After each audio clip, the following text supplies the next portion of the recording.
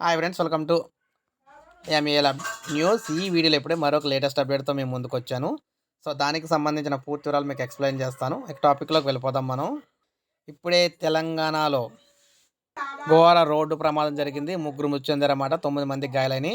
So తెలంగాణలో వేరు జిల్లాలో జరిగిన రోడ్డు ప్రమాదాల్లో 2 యువకులు, 1 యువతి మృతి చెందగా 9 మంది తీవ్రంగా గాయపడ్డారు.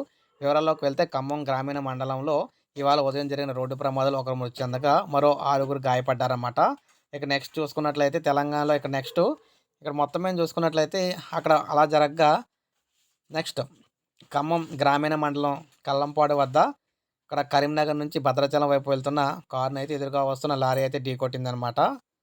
నెక్స్ట్ ఉమ్మడి వరంగల్ జిల్లాలోని కమలాపూర్ మండలంలో శనిగరం గ్రామ శివార్లో శుక్రవారం తెల్లవారుజామున కారు లారీ ఢీకొన్న ఘటనలో 2 యువకులు అయితే అక్కడికక్కడ చనిపోవడం జరిగింది. మరో ముగ్గురు ఏమో తీవ్రంగా గాయపడ్డారు.